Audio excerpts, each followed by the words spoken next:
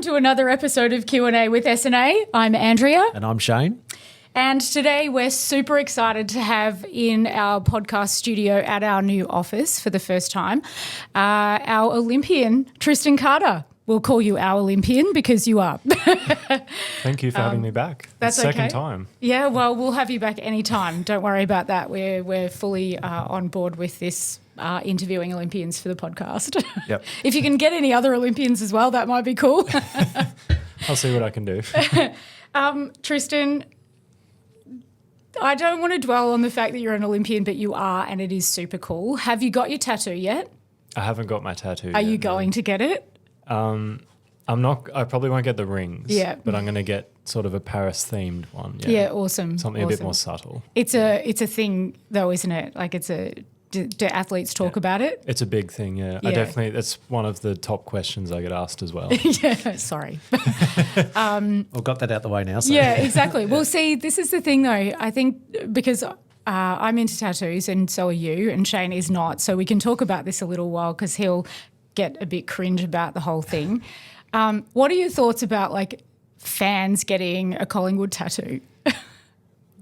If you're a diehard Collingwood fan, then go for it. We have this conversation in our house because Jacob wants to get a Collingwood tattoo of a magpie, and one of our other team members, Jodie, has got one as well because she's a Collingwood supporter, a bit of a mad fan, a bit like our family are.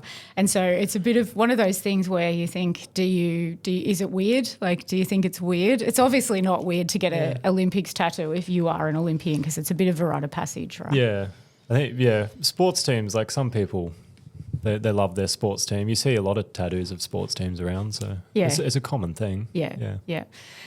The Olympics, we were there. It was super exciting. We screamed really loud for you. And tell us what it felt like to be in your boat and come out of that first. You know, they hid you away until that very last minute where they called you up and then came out. What did that feel like?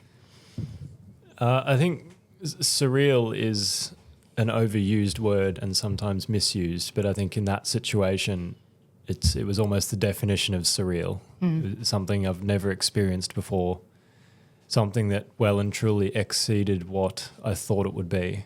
And it was pretty incredible sitting in the start block and looking over at the grandstands and seeing everyone there and the noise and everything. It was surreal, definitely. Yeah. And how'd you keep focused at that time? Because that would have been incredibly hard, seeing that this is, you only get a couple of runs to make it all happen. How do you keep focused at that point? That's not a question I can answer, I don't think, because I don't really know how I did it or even if I did it. I was definitely doing my absolute best to do it, but there's just so much craziness going on and it was also new to me, something that you just can't prepare for. So I was definitely doing my best to stay focused and I thought I did a good job. But you also want to soak it in too, don't you? Absolutely, because it's potentially a once-in-a-lifetime opportunity. You definitely want to let it all in and experience it fully. Yeah. But I think in hindsight afterwards, you can see back, you can look back at how you felt and what was going through your head. And I think I was definitely struggling a lot more than I thought I was, but I was just compressing everything and bottling everything up for the 5 days I had to race for, that I just didn't feel anything for. Yeah. Because after I finished my final race, and I walked back to the room to get changed and do all of that. That's sort of when it all hit me, and I realised that I had actually been suppressing everything just to deal with it. So that was pretty crazy to feel all of that emotion that I just kept down suddenly just all come up again. Yeah. Are you proud of what you achieved? I'm proud, yeah. I mean, I'm an athlete. We're never satisfied. Of course. I'd be lying if I said there wasn't a bit of disappointment because we went there with a goal and we didn't achieve it. And it would have been something really special to come home with something. But I think my first games, my first experience, I was really happy I was able to progress all the way through. I think I would have been really gutted if I missed out on the semi-final or got knocked out early. So I was really happy I made it all the way through and at least gave myself a chance to medal at the end. So I think I'm happy overall. Yeah, good. And you had that first taste of it. So then you reflect on it, and you had a bit of time to reflect on it now. 4 years' time, the hunger, is it the motivation? Is it there for 4 years' time? It's still there. Yeah. I've committed to 4 years, so I'm going to give LA a go. I'd like to be there again. I definitely feel like I've got unfinished business, so I'd like to get there again. There's definitely a few younger guys that want me not to go and kick me out of that spot. But, I mean, that's good. That's healthy competition. That's what you need. Yeah. So I'm definitely going to give it another go and see if I can do it all again. And LA, it's not actually in LA, is it? So it's in Oklahoma, I think. Yeah. So the US built a new whitewater stadium in Oklahoma just before they won the bid. And then in the whole initiative of going green and being more environmentally friendly and economic savings and all that, they're just like, we'll just have it at their new venue in the other side of the country. Yeah, so it's going to be quite a far away, quite a distance from the actual the main event. And normally we're the first event. Like traditionally slalom is one of the first ones. So whoever gets to go to that, I do wonder how, you're probably not going to get to go to the opening ceremony or anything. You're not going to be able to get there and back in one day. Yeah. So I don't know how they're going to do that. We've talked about that as a family as well because, and I'm not sure whether the listeners know either that Emily, our daughter, volunteered at these last Paris Olympics, and she was volunteering at the Athletes Village, and you were not at the Athletes Village. No. So, and this is going to be, LA is going to be even worse than that because you will not even be anywhere near where all of the things are going on. So it's a little it will be a little different for all of the slalom paddlers, won't it, in Oklahoma and the LA Olympics. So, but back to that, how you did get to go to the opening ceremony of the Olympics. You weren't that far away from Paris. So tell us about what you did with that. How did the Australian team work the slalom paddlers for the Paris Olympics? We were quite lucky that we got a choice. So we're under the paddling umbrella. We have rowing, sprint and slalom. Rowing didn't get a choice. They were told they can't go. And so we're grateful that we got the choice. We at least got to choose whether we wanted to go because me and Jess Fox were racing the next day. Yeah. And Tim had another day before he started racing, so he had a bit more time. Yeah. So there was a lot of conversations beforehand, and obviously Jess was the flag bearer, so she kind of had to go. Didn't have a lot of choice. But I think she was happy to make that choice, and I felt almost in the same boat as I didn't really see it as a choice. We had a lot of conversations with management and coaches. And I was like, I don't see how there's any other answer, but I'm going. Like as you said, it might be a once in a lifetime thing. I'm going to go, and it ended up being okay. I think we got back about 11:30, so it wasn't as late as we thought it would be. And we did things to prepare beforehand. Like we had a few when we were training in Sydney. We had a few late nights and then did race simulation the next day. I know Jess went to Taylor Swift one night and then came back and then we did a race sim the next day. So she was preparing that way. So we were doing a lot of that. And we were racing in the afternoon. So at least we had the morning. Too. That's a great way to do the research. Go to concerts and whatever else. So you stayed out of town in the Olympics and you actually probably had one of the best types of accommodation that could possibly have had at the Olympics because, as I said, Emily was at the Athletes Village and she gave us a little bit of information about what it was like to be there. And obviously there's a huge buzz around the village, but tell us about the place that you guys got to stay because it was pretty special, wasn't it? Like your first Olympics. We got very lucky. The village is really cool and it would have been cool because that's the full Olympic experience. But if you're actually trying to race and perform, I think we had a really good environment because we had our own rooms. We had a massive estate, called a chateau. And we just had all of this space we could go to be on our own if we wanted. We had common rooms, we had games, we had, and like good beds. Like I was in a king bed with a good mattress. So, we got very lucky. And also that we were actually still in Paris, unlike in 4 years' time when you're on the other side of the country. Yeah. So when we were done racing, we could go into the village and explore that and experience that. And I saw Emily a couple times in there. She was hanging out. That was good fun to see her. Yeah, it was interesting because the volunteers are all told that they're not allowed to speak with the athletes unless the athletes speak with them, so that nobody fangirls. Stop because she would have people walking past her like Simone Biles, and so it could have been an issue, and the volunteers were told it was a bit like be a bit low key and don't speak to people unless they ask you questions or anything like that. So she did a lot of fangirling, and she would send me messages and be like, Tristan and Jess are here today, and things like that, which she was really excited about, but she was like, I'm not allowed to say anything, Mum. So but the village atmosphere, how did the other athletes, was there any sort of conversations around it because of the other athletes? Because obviously some of them are at the village for the whole 2 weeks or even 3 or 4 weeks. Were there any conversations? Were people saying to you, oh, Tristan, you guys have got great beds, I'm really jealous and stuff? Definitely after the games. Like when I got back to Australia and I started seeing everyone again at Victorian Institute of Sport and, just around the venues and all that. They didn't know that we stayed in a chateau. They assumed that we were in the village too. So then they're all complaining about, the beds were so bad and all this. I was like, I'm not gonna add you. So they didn't actually know. So it came as a surprise to them. Out of all of the things that you got from the Olympics, because there's lots of swag, what's your favourite part of the swag? What's the thing that you think, I'm going to use that for a long time? There's a few different avenues I can answer this question. So the first one is the polo, just the polo and what that resembles, and just having that. I think that's probably the favourite piece of kit I got because that's the first one we got.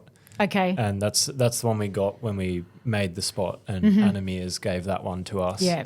So that one's pretty special, and I might frame that or something. I was going to say, you're going to wear it. You're going to wear it and wear it out, or frame it. Yeah. No, I'll probably frame that one. Yeah. I don't know, I guess the boat as well. I don't really know what I'm going to do with that. Yep. Because it's a big expensive thing, and it'd be really cool to keep, but also it's a lot of money. So if someone wants it, and money goes a long way. So if anyone out there is looking for you're talking about the blue plastic boat that you got for the one. Oh, okay. The one I raced in. Yeah. So I don't really know what I'm going to do with that yet, because it'd be really cool to maybe hang that up somewhere. Or But again, it's like $3,000 sitting there. So, and that's a pretty big pool room that you have to put that on the wall pool somewhere. I don't have the house space for that yet. Mum and Dad, maybe. But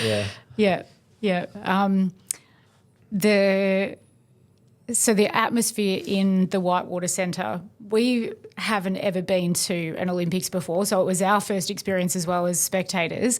And walking into that Whitewater Centre, because we know what it's like to be in a whitewater environment with competitions and stuff, we're a bit used to the Templestowe under the bridge, so it's a little quieter where we're used to. You obviously got a chance to walk around that facility and see it as a massive Olympic venue. What did that feel like as an athlete, like walking in there without any spectators but then coming out and everyone being in the stands? It was definitely a shock, I suppose, or it's hard to describe, because we did train there for like 1.5 months, 2 months beforehand, and they'd already set up the stands, so we could see them when we were training under the stands the whole time. And I guess you can't help but imagine what it would look like when the games come and it's all going to be full. It was, and then that happens. Just first day of competition, and then you just come straight out into it, and it's just so loud. There's so much noise. It was pretty incredible. It's something you just can't really prepare for in our sport, because we don't normally have crowds or anything. So, well, at least not to that size. Yeah. And I in my kayak cross, I think one of my last heats, where all 4 of us were going down the ramp at one time, I was in the same heat as Titouan Castric, who's French. And that was just incredible because in my individual runs, it's a bit different. It was very loud, but I'm an Australian, so it all the Australians are cheering, but just to be in a heat with a French person and hear that noise and literally feel that noise from 30, 40 meters away from the stands, it was pretty incredible having experienced that. So that was cool. Yeah, we saw that. We noticed that too, and particularly when I can't remember which one, but the French paddler who won, the roar from start to finish on his run was just phenomenal. I don't think I've heard a noise like that. It was just incredible. Yeah, that was cool because I was before him, so I'd finished my race and I was standing with my coach when he was doing his run, and that was pretty incredible. Yeah, and an amazing time as well that he did. Oh, I don't know if he got an extra 4 or 5 seckons just because of the atmosphere. It's just incredible. Yeah. Pushed him along. He did really well. Yeah. That was incredible to see. Yeah. The noise and the party atmosphere of it, that was a big surprise for me. That there are some sports where it's all deathly quiet and everyone's really silent, and as you said, it's not the norm for paddling. It's pretty noisy anyway, and as spectators, we're always yelling from the side of the course. Yeah. But this was next level, wasn't it? Yeah, definitely. The party and the song. There was music all the time, and the crowd was singing. And it's definitely closer to maybe a soccer game or an AFL game rather than I don't know, snooker or archery or something. It's everyone gets rowdy, everyone gets around it. It's really good. And I actually got asked if I could hear the crowd, which obviously I could. And then they asked, could I just block it out and just focus on the water? Can I hear the water still and what's going on? And I couldn't hear anything but the crowd. Yeah. Normally the water's really loud when you're racing because you're down in the waves and everything. I couldn't hear a thing. It was just the crowd. Yeah. So that was pretty crazy to race under those circumstances as well. Yeah. Yeah. And you've been in Europe when you've just been in the normal sort of world championships and all of that sort of stuff. And when you see it on the TV, you've got crowd on the side of the banks of wherever you're paddling, but it's not like that volume, is it? And there's kids and it's noisy and everything, but just not the same as what you'd be used to paddling. Yeah. Normally for world championships, the hosting country usually tries to get in about 2,000 or 3,000 maybe, but that compared to about 15,000 is very different. Yeah. So you're home now and you're back in Penrith and paddling as much as you can, obviously. What else are you doing to prepare yourself for, obviously we've got there's a competition you'll have to tell me what it is because I don't know the exact name of it, the one that's in Penrith, which is World or whatever. Yep. How do you prepare for that post-Olympics?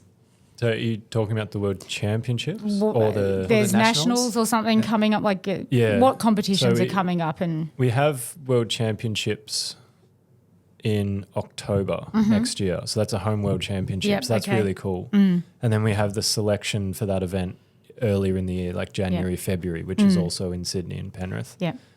So there's 2 races there. So it's Oceania and Australian Open. Okay. And then I think we have nationals as well a bit later, but that's on Anzac Day. So that's enough. I think they're discussing whether to make that a selection event or not. Okay. But I guess we'll see what happens with that. But so the next races will be January, February in Penrith. Yeah. And what does Tristan do to prepare for that? Just train hard, do what I normally do. Just do what I can. Yeah. Do all the things right, tick all the boxes and Any extra pressure as a result of the fact that you've just come out of an Olympics? Do you feel the pressure in your community? Not from the community. I just have to try and not put it on myself, I think. I don't. I know I'm good enough to be there, but I also don't want to think that it's my spot because, anything can happen. Anyone can make it. You still have to race and perform. Even though I just came from a games, I still have to do what I need to do to make the next team. So nothing's guaranteed. So I'm just going to keep training, keep trying, doing what I always do. And how many places available for the World Championships at the end of the year? That's 3 per category. Right. Okay. Right. Yep. So a bit more. Yeah. Not just one. Not just one. Not quite as stressful, but still pretty stressful. I just want to backtrack to the Olympics just very quickly. So the actual course itself, did you like the course, or was it a good course? It's not my favourite that we race on, but it is what it is. That's where the race was, so I had to get used to it one way or another. I did really like Sebastian Schubert. He's a retired German kayak. He set the course, so where the gates were. I think he did a really, really good job throughout the race. I think he used the water in the channel really well to make it feel good, flow nicely. So I think that really helped. The fact that, because they could have set a really bad course that was just gross and terrible, but no, Sebastian did a really good job, and I think he made it very enjoyable, which is good. Yeah. It's probably not something that many people even know about, because we know that canoe slalom is not exactly the most renowned sport. Yep. So talk about setting the course, because the same thing happens even in our small rivers and at home. It's really important to get the course right, isn't it? Because otherwise the paddlers, you either don't have enough momentum or you get stuck somewhere and things like that. Tell us a little bit about how that impacts on how you mentally prepare for a paddling day, because sometimes the courses change as well, don't they? Like between first run and second run and stuff like that. Tell us how that works. Well, how it impacts you, I think the idea is that it shouldn't. It shouldn't matter. Yep. And I guess that's true. Like, you can complain as much as you want about how gross the course is that they've set, but it doesn't matter. You still have to race on it. Yep. So I guess that's the attitude you try and take into it. But normally they're going through some rule changes next year, which is going to change a lot of things. But normally there's 2 heat run and a semi-final and a final, and that's the progression. And the heats are on one course, so one gate sequence. And then the semi-final and final, they change where the gates are and usually make it a bit harder or a bit more challenging. And then they keep that same design for the semi-final and final. Yeah. So rule changes, what is that going to do? Make them not change it or change it more? I mean, I don't think it's official yet, but yeah, okay. Maybe I shouldn't have asked that question. I think for World Cups, they're going to move it to a one-run heat straight to a final. Okay. So they're getting rid of second runs and they're getting rid of semi-finals. Oh, wow, okay. And then I think for World Championships, they're keeping it the same. Okay. So it's 2 heats runs, semi-final, final. So they're just making it harder. I think they're just trying to fit more in. Yeah, so I think yeah, for I World think- Cups, it's sort of turning, like, there's just a lot of things going on. We've added Kayak Cross. Yep. Next year, they're going to add speed slalom as well. So that's just another event we have to do. Yeah. And I think they're just trying to fit it all in. So they've condensed the traditional slalom to just 2 runs now. Yep, okay. So they can fit in this Yeah. So other category. what's speed slalom? How does that work? It's slalom, but just speedier. Right. So no up gates or anything No, like that? there is still up gates. Yeah. Normally it's 4 up gates. So normally you have 6. Yeah. So there's 4 up gates. There's normally about 14 gates in total, whereas normally there's about 23. Yeah. And so a normal traditional slalom course would be anywhere from like 88 to 100 seconds in time. Speed slalom's about 40. Right. So it's just they usually Wow. condense all the gates, put some really challenging moves in, like lots of spins, lots of wave moves, and you just it's just like one run, and you just go all out as fast as you can. Like a chicken run almost. Yeah, kind of. Like, Just got to make sure you go through the gate still. Yeah.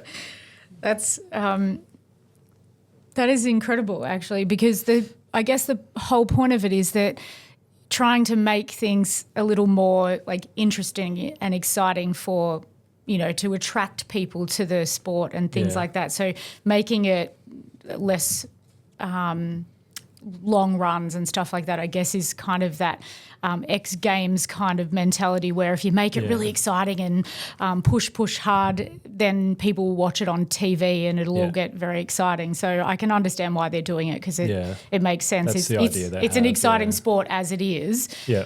but They want to make it more exciting. Yeah. That's I mean, the same idea they had with Kayak Cross. Yeah. That's why they brought that in. put 'cause they want four people to in watch it together, and then you Yeah. watch them fight out to the death kind of thing, which is kind of what we watched at the Olympics, wasn't it? Like people are getting whacked in the face with a paddle or whatever, and it's kind of like that thing where the crowd's adrenaline is going as well. So that's really cool. Is that something that you will participate in, Tristan, or are you firmly in your, you want to keep with the C1 and focus like on the that? Kayak Cross The or the speed- Yeah, speed all of slalom? those, like All the of it. different events that come up. I think, over the next 4 years, because Kayak Cross is in the LA Games, Yep. so I think I might have to maybe take it a bit more seriously now, because it's always been a bit of fun to me. I've always enjoyed it, but Yep. I haven't taken it as seriously as a lot of other people have. Yep. I just do it because it's fun, Yep. and I happen to be okay at it. Yeah. But I might have to change that over 4 years and maybe try a bit harder and get a bit better. Yeah. And speed slalom, I think, is the same. Like, I think it'll be a good bit of fun. I don't think it's going to be in the games. So Okay. the games sort of shifts things for people. If it's in an Olympic Games, they just take it so much more seriously because funding's reliant on it. Yeah. There's medals up for it at the games, which is huge. So that's not in the games at the moment. So I think that will just be a bit more fun. Yeah. People can just enjoy themselves with it. So Yeah. it's just all very different. Yeah. Because Kayak Cross is not, you're sitting in the boat differently, aren't you? So your event, you're kneeling in the boat, and it's different. How do you train for those things differently? Like if you're thinking now with your coach about a strategy for training for Kayak Cross, that's not the way you normally paddle. So what sort of strategic stuff is going on in your training plan to seriousify that up for you? Yeah. It's different to what I do in canoe, because canoe you're kneeling and you've got one blade, and kayak you're sitting and you've got two. But I still do kayak. Yep. I'm just not as good at it. So I don't. I struggle to break into senior teams and all of that. But I still do kayak all the time. So I still have, at least compared to a lot of the other C1s, I've still got a really good base in kayak. So I can still paddle kayak. I don't look. I don't know, some of the C1s look a bit kooky when they're trying to, because they haven't paddled kayak in 30 years or something. But no, I still do it like 2 or 3 times a week. Yeah. So, Okay. Yeah. Not a big deal for you. No, not huge. Yeah. No, Yeah. I still do a lot of my training in kayak. Like a lot of my aerobic sessions I'll do in kayak because it's just better to do in that. So Yeah. it's not as big of a jump for me. Yeah. So going back to the fact that you're now home and, life goes back to normal a little bit, as if there is a normal. I know that you've been to probably 1,000 different events as an Olympian, and you've had to put on the uniform again and go and, be an ambassador for all of those sorts of things. What does normal life look like for you at the moment? And obviously that'll change again as, the Olympics becomes less of a thing because we're preparing for the next Olympics. Yeah. What is Tristan doing at the moment that is like just chill, or? It's since I got home, it's been a bit crazy. I haven't had much spare time. I think it's in December, it's going to start to quieten down again, which will be nice just to focus back on training again. Yeah. But it's been really cool to see, I guess, almost the perks or the fruits that come with the labour. It's been really nice to, just be invited to a whole bunch of different things and go to a whole bunch of different events and meet different people. It's been really cool, and it's just nice to, So you're a multi-millionaire now after the Olympics and all the... The sponsorship money is all flowing in, and sadly not. Sorry, I was being cheeky. I think that's part of the illusion, isn't it? That, you go to an Olympics and you turn into somebody whose face is on a billboard, and you're getting, sponsorships from big athletics companies and all of that sort of stuff. And for most people, it's not like that, is it? No, it's not. Especially in sports like mine or similar sports. There's definitely a lot of money in sport. Especially if you're a high profile or you're really at the top of the game, or if you're in the right sport. Like if you're in tennis, then you're pretty well set up if you make the top 200. Yeah. But my sport, it's a bit more difficult. I think a lot of sports, I'd say a lot, like way more than half of the Olympians that went there still work jobs when they get home. Yeah. They still do what I do. We're still normal people. It's not, it's we're not living a glamorous life. We still have adult things to pay for. And we still have to work and do and all on that, top of the adult things to pay for, all the other things you have to pay for as a paddler, and all the equipment and we such, talked about this when you first came in, that it's not a cheap sport to be part of, is it? And it's more expensive probably now than it has ever been, because everything's coming from Europe, and big container loads of boats and stuff, and we're hoping that we get something of the dregs, I guess, aren't we? Like, do you need a new boat? Like, obviously you got the boat for the Olympics. Yeah. What are the things that you have on your plan of, like, I have to do these sorts of things to survive for the next 4 years and get myself into the next Olympics? Yeah, 4 years is a long way away. There's a lot that's going to happen in between that time. Yep. A lot of things are going to shift, but I think I'm still using my Olympic boat at the moment because I'm pretty comfortable in it and I like it. So I'm just going to stick with that until I can't anymore. Yeah. And then I'll decide what to do next when that comes. Yeah. But the events that you've been able to go to as an Olympian, which one's your favourite one? I got invited to Urban Surf, the opening day of Urban Surf in Sydney, which was really cool because normally that's quite expensive. Yeah. I know the one in Melbourne. And so the AOC organised with Urban Surf to have 3 hours where they just put the waves on. Yeah, and awesome. Normally you have to stay on one side, but it was just 3 hours and you could just go wherever you wanted, do whatever you wanted. And it was just all of us Olympians, and that was pretty cool. Yeah, I was that's pretty stoked awesome. to get to go to that. Yeah, definitely. Somewhere that you can take your boat? Could you paddle your boat on Urban Surf? I went with Tim, and I said we should bring our kayak cross boats. I'm sure they would have loved that, but no, we didn't end up doing that. But you're a surfer anyway, so it doesn't matter. Yeah, right? I was definitely going to surf. Yeah. I was taking advantage of that. So that was good. I got to meet the king as well, actually. I almost forgot about that. Wow. Okay. I mean, that's a pretty big deal. I got invited to the New South Wales Premier Barbecue, which Charles and that just had a walk through. Yeah, awesome. So that was really cool. I think that's definitely a once in a lifetime opportunity. Yeah. So that's something cool that I get to say. Yeah, exactly. The same year that you're an Olympian, you got to meet the king. Yeah. So and Delta Goodrum. Oh well, that was almost more exciting. The king and the queen, then. Because she's more of an Australian hero. Yeah, absolutely. So that was pretty cool. Yeah. What did you get a chance to talk to them, or just like handshake and? Just sort of very quick meet, because there's a lot of people there. There's a few hundred there. But I got to have a good chat with Delta. So yeah, okay. What did you chat about? Just stuff, just life and that. Yeah. I don't know. That is a pretty good perk of being an Olympian, isn't it? That you get to meet really some cool people. Hopefully that continues. Hopefully that's not like by the end of 2024, no more fun stuff gets to happen. I hope that keeps happening. Yeah.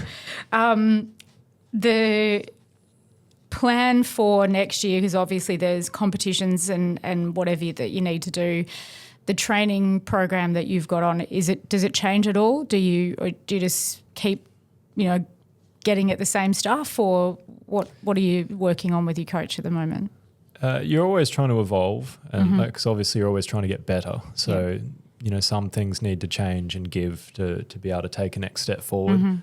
I'm sure a lot of things will change coming up into the new year, because we're in between coaches at the moment. So we're getting a new coach sometime in December, I think. So I'm sure like a new phase comes in, new philosophies, new ideas. So I'm sure a lot of the training is going to change a little bit, but in general, it's all the same. The idea is just to get better. So that's the goal. You don't have any choice about the coach. So I know, like we talked about tennis players. Obviously, tennis players have their own coaches. They don't have a national body that says you have to use this coach. Is this how does that work for? It's for a you bit guys? different for us, especially in Australia, with a little bit less money in it than in some of the European federations. They have a bit more choice over who they want to be coached by. But for us, the federation in Australia hires. So for us, it's a canoe coach, and then all of the canoes are just with that coach. Yeah. Okay. So just sort of in groups and one coach for all of us. Yeah, okay. And talking about next year, because we talked about this when you were here last time, that half of your year you have to spend over in Europe because that's just the way the competition works. With the fact that there's going to be a local world competition here in Australia, what does that mean for your middle of the year where we've talked about the fact that Penrith just turned the water off because it's too cold or for whatever other reason, or you guys have all gone. So are you staying in town, or do you still have an element of international competition you have to do next year? Yeah, it'll look a bit different. I think it'll probably be one of, if I make the team, it'll probably be one of my shortest Europe trips I've ever had. Because I think at the start of the year, or not the start, like mid-year, like June, July, there's still some World Cups, so we'll go over and do those. But then because in October we come home for the World Championships, I think we're going to be spending a lot more time at home. So that'll be good, having a lot more time at home, less time travelling. But that means I'll be home for winter. So Winter in Penrith is not quite the same as winter in Melbourne, though. So yeah, that's true. Have you had a chance to go back to the old club yet? The Melbourne, your Melbourne club? Have they, had little kids come and say, this is Tristan and he's an Olympian? When I got home, I think the day after I got home, I did a session in Penrith and MCC was running a camp at the time. Yeah, okay. So that was really cool. I didn't realise they were there. Yeah.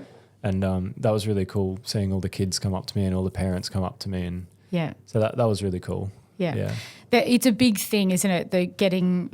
I know that the canoe club up in Penrith are doing a big thing to get younger people in ready for the next Olympics, which is part of the reason why you are an Olympian, is because of those programs that get younger people involved. What does it mean to you as now a person who's been to the Olympics to be able to be around for those younger ones, and how, if it's something that's part of your psyche of what you want to achieve, how would you fit that in? Like, how have people fitted that in? Because obviously someone's mentored you along the way, and you've got to fit that into your own Olympic preparation too. What do you do with that sort of stuff as from a mental perspective? Like, how do you put the two things together that you want to be part of that coming forward, but you've also got your own goals to still achieve?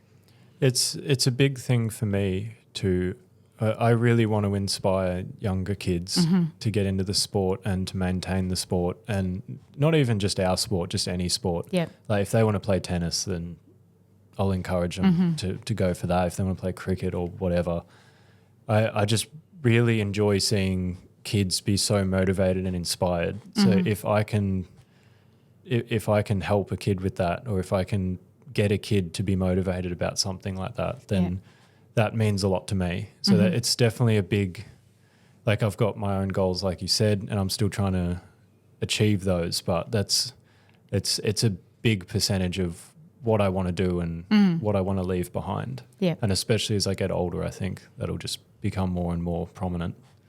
Yeah. Yeah. The programs that they're doing in all the different paddling spaces, because there's not a lot of, I think the paddling community in Australia is pretty small, isn't it, in comparison to Europe, which is why you guys go over to Europe, because it's a much bigger thing over there. Yeah.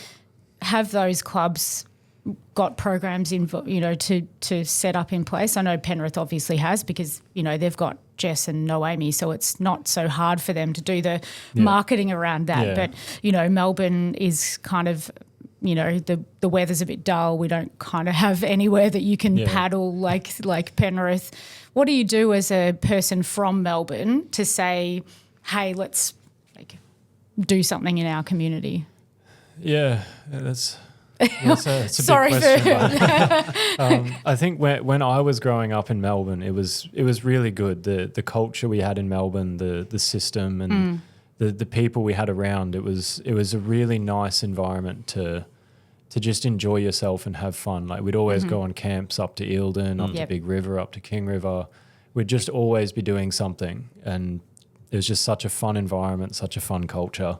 Yeah. And I think maintaining something like that is good, and especially as the early steps, because once you grow up, you can either be that person who brings the kids to all of those good events, or you end up moving to Penrith. Yeah. And then, someone else has to step up in. Yeah. It's like, I think eventually if you want to be at the high performance and you want to be taking that next big step seriously, I think you do need to be in Penrith, which, coming from home, it's a bit of a shame. Like there is a sacrifice there, but yeah, I think just having the culture that I had when I was growing up, if they can keep doing that, just keeping kids happy and enjoying it, then once they get older, once they start making some teams, then the natural progression will just be to move to Penrith next. Yeah. And then we need to have that good culture in Penrith so they enjoy themselves when they get there. Yeah.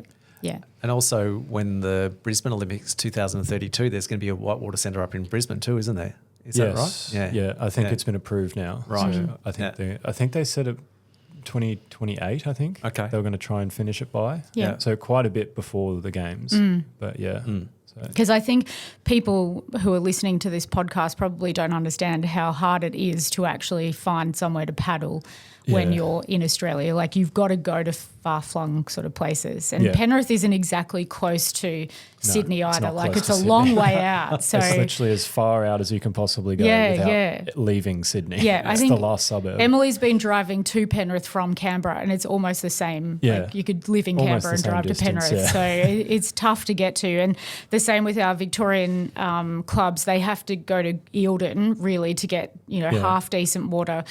And, the people in Perth have got to come all the way over here and stuff. Yeah. And you go down to Tassie and stuff. So it's hard, isn't it? It's not like you It's can just hard. go for a paddle on the Darebin Creek or anything like that. You've got to really be serious about getting to somewhere, don't you? It is a bit of a shame that we don't have the venues. But I also think, without getting too onto that topic, but I think that there's a lot of culture there with the government and the way sports work, and especially in our sport and how it's perceived, because normally what they do is they're like, slalom, all right, let's plonk a $40 million stadium down. But you don't need that. And it's just so excessive. And I feel like most of the paddlers don't actually want that. And that's what they did in Paris. I think that thing was like ridiculously expensive. Yeah. But you look at throughout Europe, they've got courses everywhere. Yeah. You could drive 2 hours, or not even, like 1 hour. Just 1 hour here, there's a course. 1 hour there, there's a course. Like, it's just everywhere. But what they do is they usually do flow diversion courses where they get a big river and then just divert the flow with a gate. Yeah. So then there's no pumps, there's no electricity bills, there's no anything. You just open the gate and the water does the work. Yeah.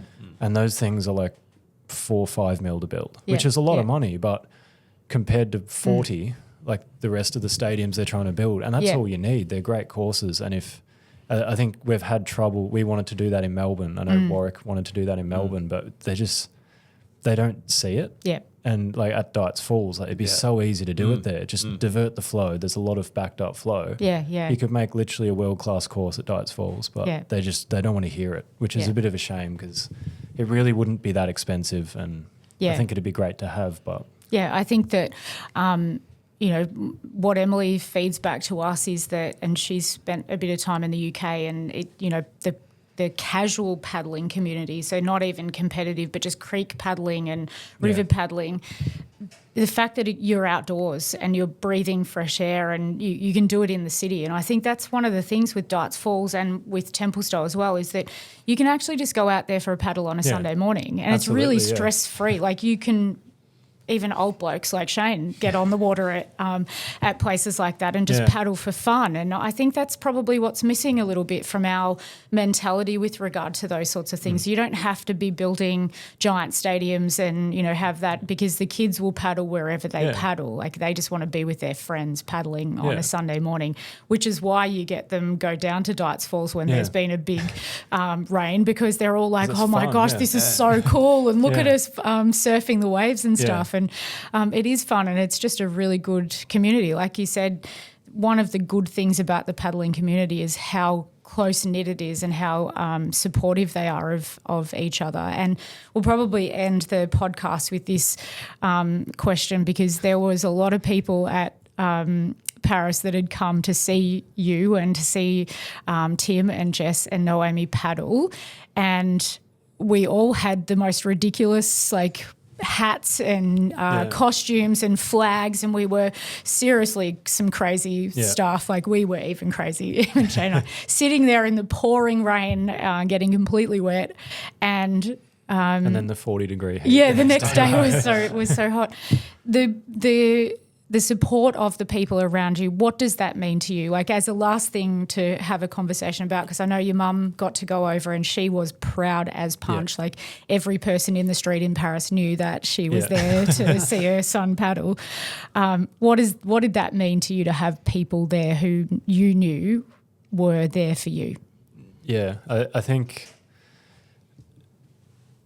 the Australians in the crowd, firstly, I think we were by far the second biggest supporter base there. Every time they said, like, where's Australia? It's just half of the stadium went up. I was surprised when there was so many everywhere. of them there, yeah. So that was really good to see. But I got to try and not get emotional because I still do when I think about it. But to have the support there from my family and people like you who've been a part of this journey, and even the people watching at home who I knew were like, you know, my good friends at home who I knew were watching it on TV. It, like in a sentence, I suppose, it like, because they're as much a part of this journey as I am. This hasn't just been about me, and it wasn't just me who was sitting in that start block. It was everyone. And when I made the spot and when I raced at the Olympics, it was all of us. And that means everything to me. The fact that I could do this for everyone who's done so much for me, it's really a lot. And it made me proud to be, I guess, somewhat the face of it, but certainly not the only one involved, and certainly not even I don't even really know what to say, but not like the celebrity of it, but it was all of us. We were all there, and we were all racing. Yeah, I agree. I think it was awesome. We're so proud. I'm going to get emotional because I do, and I always will. We are really proud. So thank you for coming back and talking to us about it. We're looking forward to having you back on the podcast in 4 years' time, preparing for the next Olympics. We will be there watching you if we get a chance to do that again with our Team Carter T-shirts on very proudly. But thank you. It's been such a privilege to be part of it.